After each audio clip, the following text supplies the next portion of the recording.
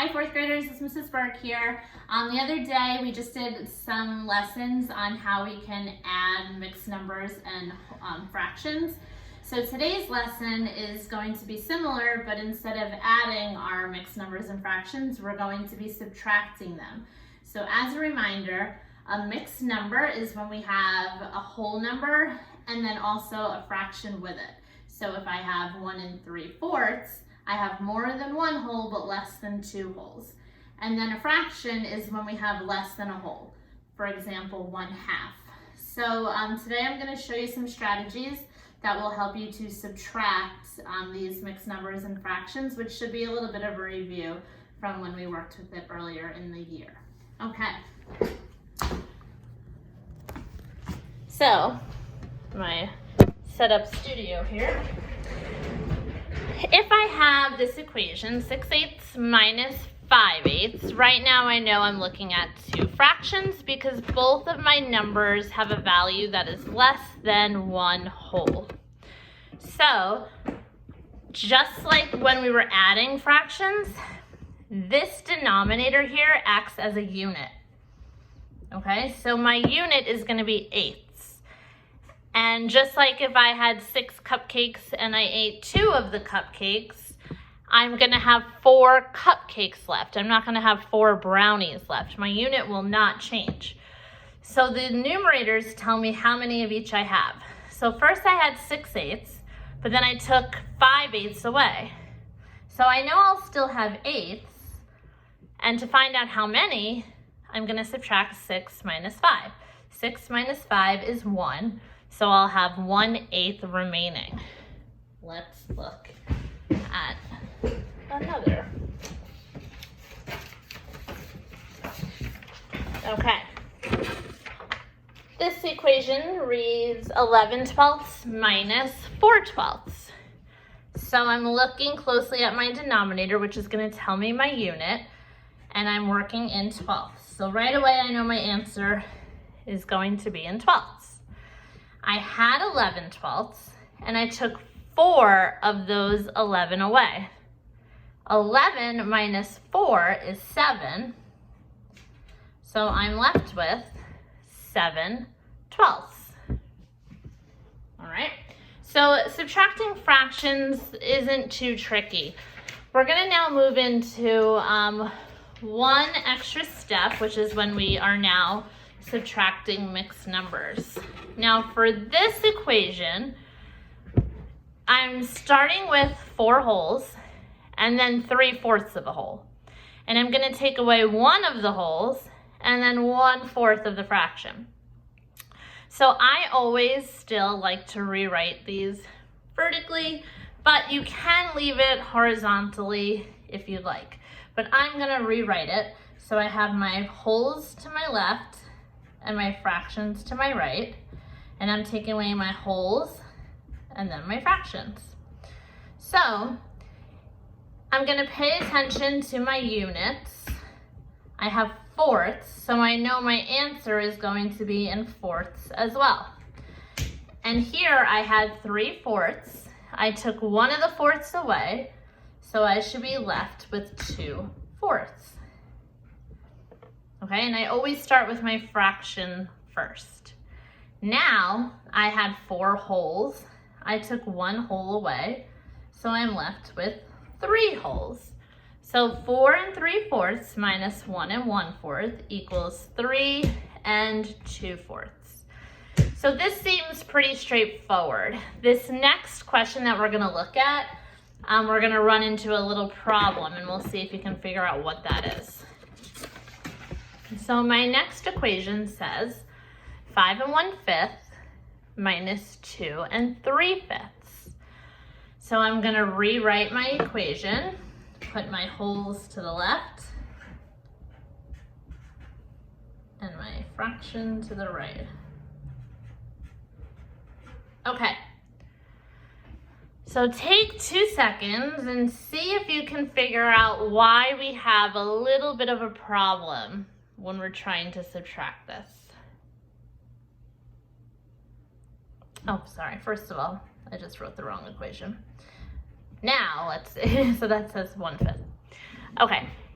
hopefully you notice that if I have 1/5, I'm not able to take away 3/5 from it, all right? And I can even show you why. If I have 1, here's my whole, 1, 2, 3, 4, 5. If I have 1/5, how can I then take away 3/5? There's only one of them there for me to take away. So what I actually need to do, just like when you're subtracting whole numbers and you don't have enough in your place value, you have to go to the next greater place value to borrow or regroup. Well, you are going to be regrouping as well.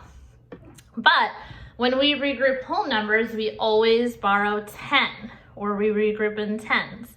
That's not the same with fractions.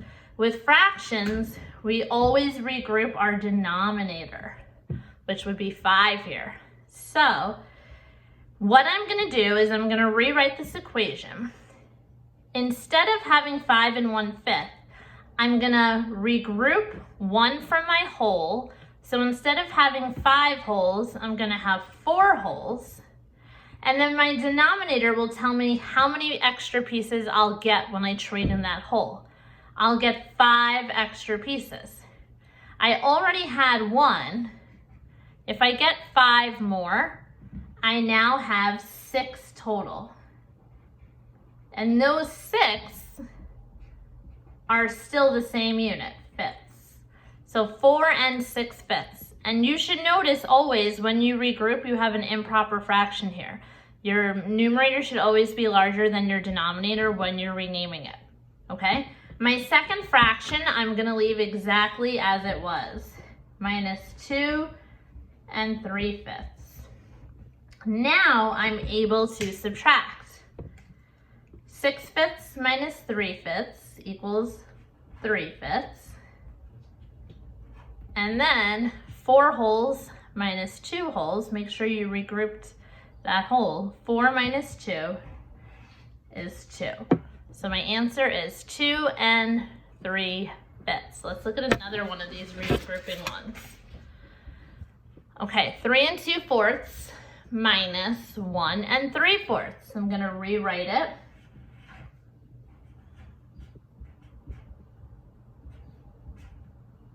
I keep writing the wrong thing. 3 and 2/4 minus 1 and 3/4. Okay. If I have 2/4, I'm not able to take away 3/4 without regrouping. So I am gonna regroup. I'm gonna take 1 away from my whole. Now I have 2. And then my denominator tells me how many extra pieces I get. There's 4 pieces in a whole.